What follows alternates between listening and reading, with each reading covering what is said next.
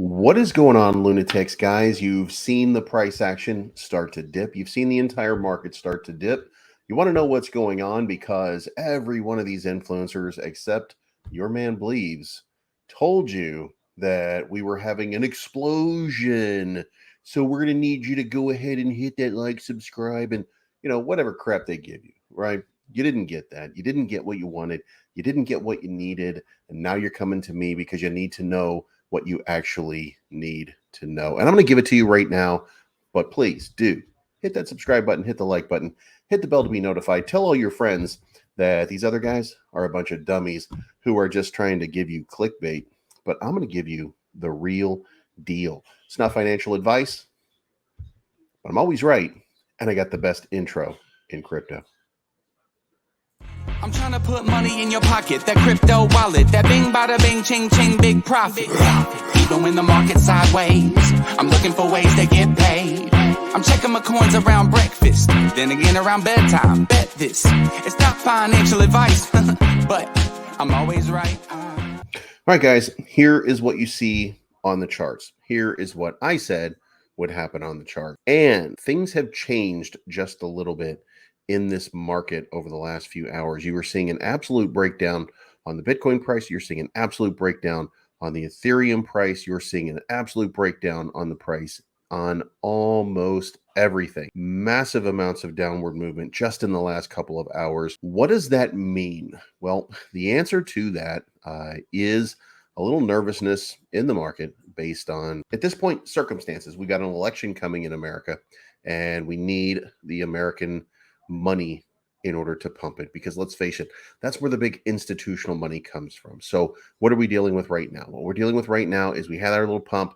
then we had our little sideways movement, and we held this line of support, which became a nice line. However, because we were not breaking towards the top for a little while, that gave cause for concern, and of course that caused a little cascade down. The bots are just like you and me. They're seeing what's happening. They're seeing what's playing out. So what we can expect now is going to be a breakout from this 22 line if we test this and use it as support. And as you can see over here, we've got plenty of support going along this line right here. And as you zoom out, you'll see that we've tested it as support a few times. And even though we broke down here, we did use this as a catalyst to spring back upward.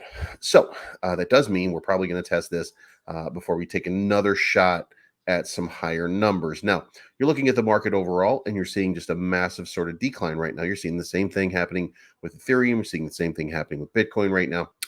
So the question is, what next? Well, what next is going to be this. You got about 48 hours before we know the results of the U.S. election. And once we have some certainty in the American market, once we have a little bit of certainty in that market, then it will be okay for the crypto market to start to make a move towards that upside. But right now, this is the breakdown, and this is going to end up being that big buy opportunity, in so much as there is a buy opportunity right now. If you remember, we were sitting around 1650.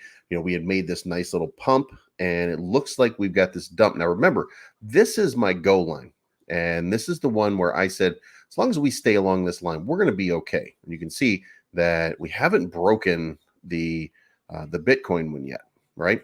But we have broken the Ethereum line. So we'll see what happens over the next little while. But how does this affect Luna Classic? Well, it doesn't really have too much of an effect. The only thing that we're sitting on right now is a real wait and see mode.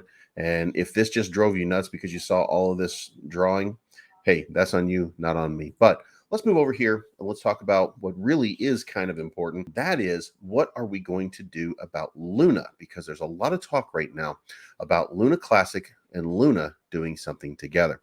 And Alex Forshaw, who, by the way, had it out with Vegas Morph. And if you didn't see it, they've deleted their posts, but they had a little bit of a disagreement and seem to have worked everything out. But we're going to point that out, but we're not going to make that a thing. What we're going to do is focus on this. Luna 2.0 has a surplus of quality development and a deficit of users. Luna Classic has tons of users, but a deficit of quality dApp development. The more similar the two chains can be, the easier it will be for Luna devs to run quality dApps on both chains, and the more utility we'll have. So that comes off of a comment made here. It says, just to be clear, no one, including LUNC is advocating that Duquan become the leader of Luna Classic. What would be beneficial is if we have a parity with Luna and can cooperate instead of compete. We need dApps and they need users. So this is a big idea here.